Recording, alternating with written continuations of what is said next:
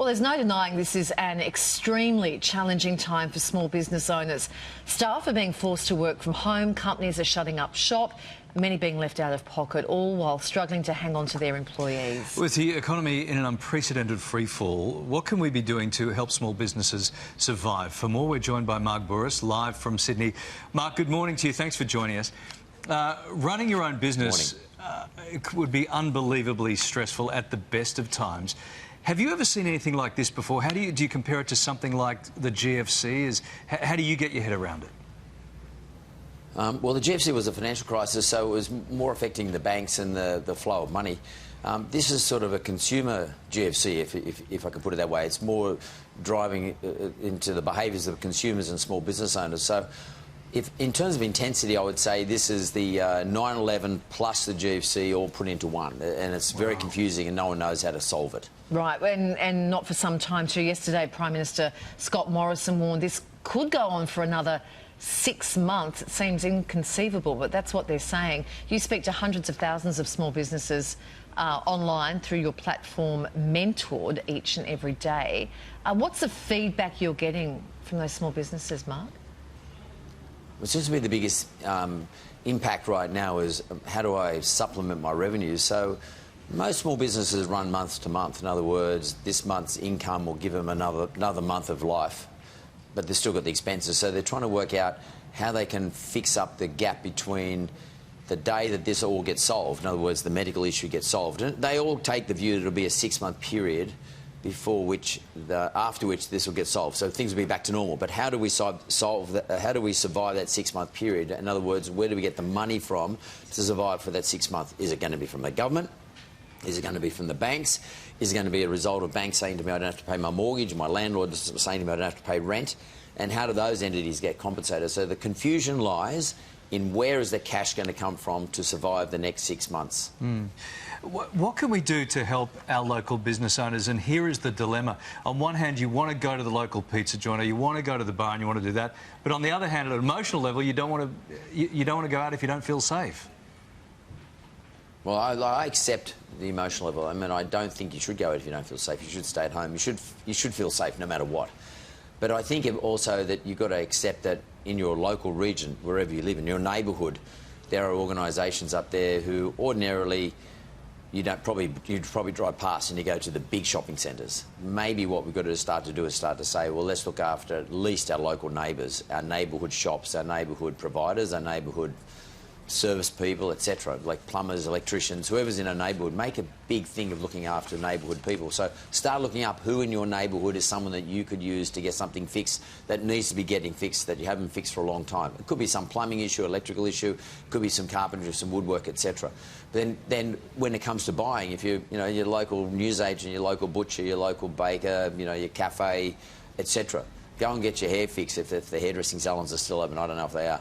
But go and use your local neighbourhoods, and that should bleed then into other environments. So the local neighbourhood provider should then go and buy something that you need from some other place. So it should have that multiplier effect. Yeah. That's where I'd be starting. Don't travel too far. Look after your local neighbour. Yeah, and the greengrocer is another good one. Instead of going up to the supermarket, if you use your local greengrocer. Yesterday, the Prime Minister mentioned safety nets for our economy. Is the government doing enough to assist small business? I mean, this is early days, though, but I guess we haven't, when you're living from month to month, you haven't got a whole lot of time to get this right.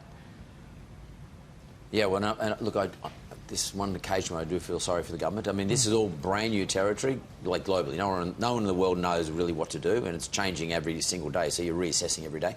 So in terms of what our government, our federal government's done so far, I think they've done a good job so far, but that was a week ago. I'm expecting a second package, so I'd say there's another rescue package coming through in the next couple of days. They're probably having a look at what everyone else is doing around the world to get some ideas and trying to work out also can they afford to do it. Because at the end of the day, whatever the government gives us, that's going to come out of taxpayer revenue that they raise. It's got to come from somewhere. It's not the Prime Minister coming out of his pocket. It's coming out of consolidated revenue, which is money we get from our taxpayers. So it's got to be funded. So our government is currently looking at that. As I understand it, they're going to roll out a second rescue package. The Reserve Bank, I understand, is looking at interest rates and making an outer cycle interest rate reduction call again today or the next couple of days. That would be very helpful to anybody who's currently got a mortgage as well, so that'll take a bit of pressure off us, and which means rely, especially for the investor market, less on the rental we're receiving from our investment properties.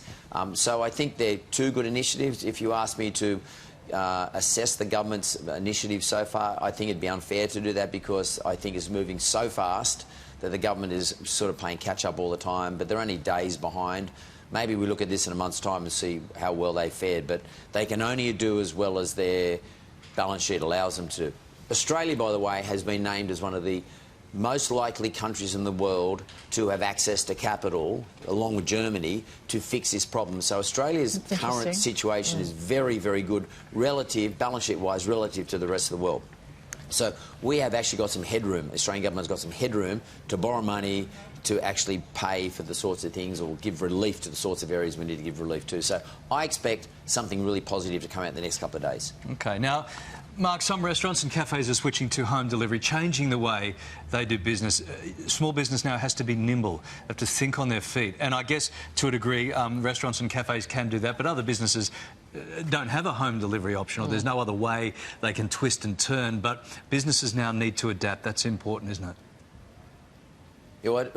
If you can do your business on, if you can be digitally available, in other words, on some sort of platform, that's the first thing you've got to start looking at, if you can deliver your product that way.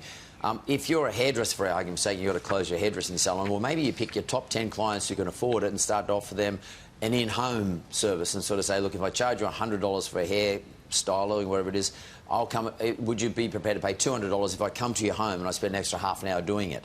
I mean, you've got to start to be innovative and start being creative and start to think about ways that you can survive. You can earn some revenue to survive. And you've got to manage your costs. You've got to go back to your costs and say, well, which costs are discretionary, which costs are fixed that I can't get away from, and then can I look at those fixed costs? For example, rent. Can I go to my landlord? The last thing a landlord wants you to do is walk away. A landlord doesn't have to try and find today a new tenant. And maybe there's some sort of collaboration between you and the landlord. You might say to the landlord, look, you've got my bond, and you've got a 3-month bond or a 6-month bond of mine. Can you take half my rent out for the next 6 months out of my bond, and after that I'll start paying rent again when things pick up in 6 months' time, and I'll start to recoup or put back into my bond over a period of 12 months. So you've got to start being collaborative, start doing deals. Do deals with your landlord, do deals with your staff, do deals with your customers, build new customers, like I gave you the example of the hairdresser just now. I mean, obviously, as you said earlier, restaurants are doing these sorts of stuff, you know, actually doing home delivery. So if you're not coming to the restaurant, I've got staff standing there who would ordinarily be serving you. Maybe I'm going to say to each one of them, look, I'll pay you $20 every time you deliver some food to all these customers. That's the sort of thinking. We've got to think innovatively. And I reckon structure is going to change forever. OK, I like the bond idea. That's a very good one. How important is it to stay positive? And I know that's easier said than done when you're looking down a very uncertain future. If you have got employees that you have to pay, how important is it to try and remain positive, I guess? Well, if you're the proprietor, you're the leader. And when it comes to times of crisis, we look to our leaders in our business to guide us the way. They've got to be strong. And not just, well, like, I'm not talking about blasé. I'm talking about strong, intellectually strong.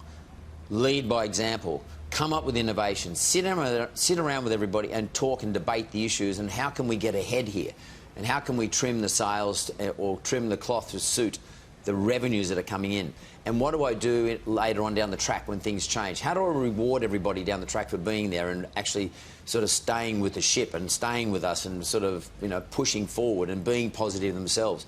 There's got to be something in it for everybody at the end of the day. There's got to be. Otherwise, you might as well just close up shop and put everybody off.